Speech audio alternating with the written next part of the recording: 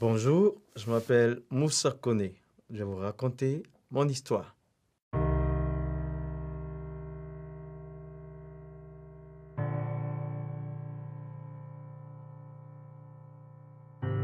Mon père était un imam, mon grand-père était un imam, et moi j'ai été imam pendant 10 ans. Et j'étais l'assistant de mon père, qui était un missionnaire de l'islam. Et c'est lui qui m'a formé, m'a enseigné le Coran, et j'ai fini de lire les 114 chapitres pendant 5 ans, et on est revenu pour faire le tafsir, le sens de chaque mot, pendant 5 autres années. Et donc, mon père était pour moi un héros.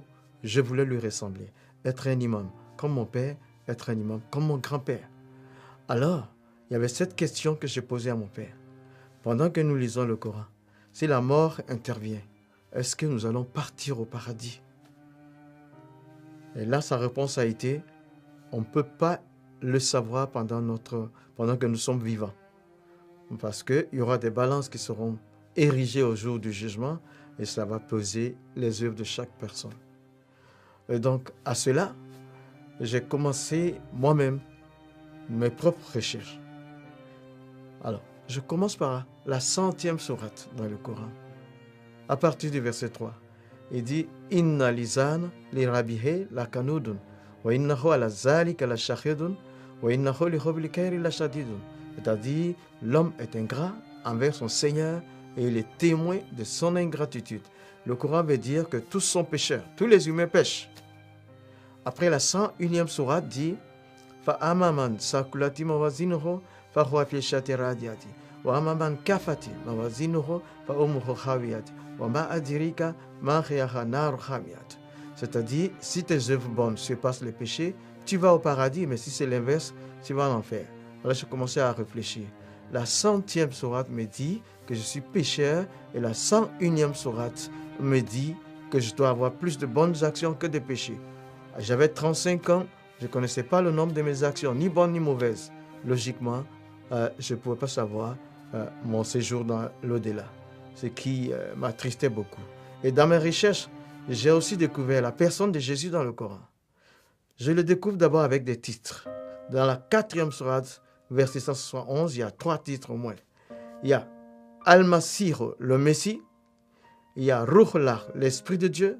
Il y a Kalimatullah, la parole de Dieu. Je suis donc le Messie, la parole de Dieu, l'Esprit de Dieu. Ensuite, je découvre que Jésus n'a jamais péché. Il n'a pas péché dans le Coran. Mais par contre, j'ai découvert les péchés des autres prophètes. Alors, le prophète de l'islam, 48e sourate, versets 1 et 2. Il dit, Allah lui dit, nous t'accordons la victoire pour te prouver que nous pardonnons tes péchés. Je dis, mais lui aussi, il a péché, mais Jésus, jamais. Il n'a pas péché. La 19e sourate dit, un enfant saint, sans péché, à sa naissance, un enfant saint, ça veut dire sans péché. Alors, je découvre après que Jésus a été crucifié, mais la sourate 4 d'abord, au verset 156 et 158, rejette la crucifixion de Jésus. Et ces versets disent que quelqu'un d'autre a été crucifié à sa place. Mais par contre, la 3e sourate, le verset 55, un dialogue entre Allah et son prophète Jésus dans le Coran.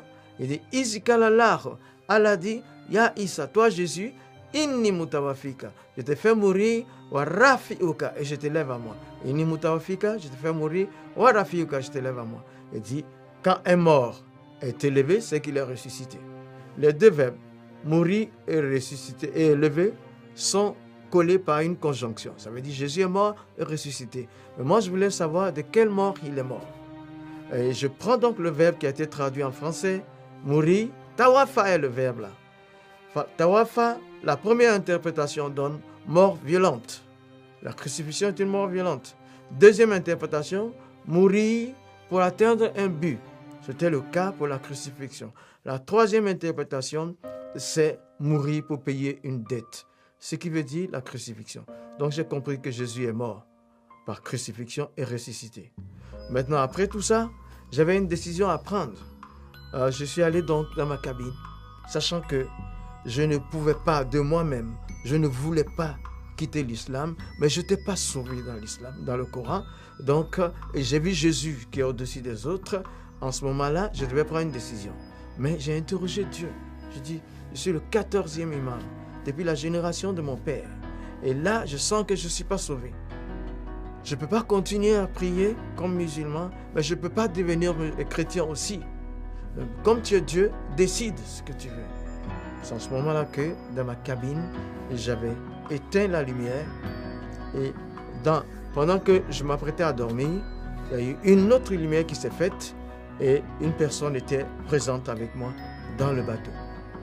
Et cette personne m'a juste dit, Moussa, tu as toutes les informations que tu veux. Prends ta propre décision. Et puis, il n'y avait plus de lumière, c'était les ténèbres. De nouveau, je l'ai cherché, je ne l'ai pas revu.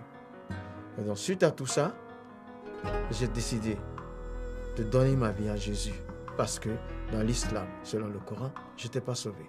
Et Jésus a des titres au-dessus des autres. Il n'a jamais péché. J'ai donc donné ma vie à Jésus en 1987.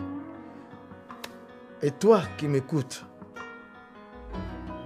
quel que soit le pays dans lequel tu te trouves, là, quel que soit ton nom, un seul chemin pour aller au ciel, c'est Jésus. Il dit, Anna, moi, Houa, je suis, Tariq, le chemin, Wal Haq, la vérité, Wal Hayat, la vie, Leza Ahad, pas un seul. Il a Ani, qui ne vienne à moi, il a Abi, ne peut arriver au Père. Donne ta vie à Jésus, tu seras sauvé. Il va laver tes péchés. Donne ta vie à Jésus, tu connaîtras le paradis.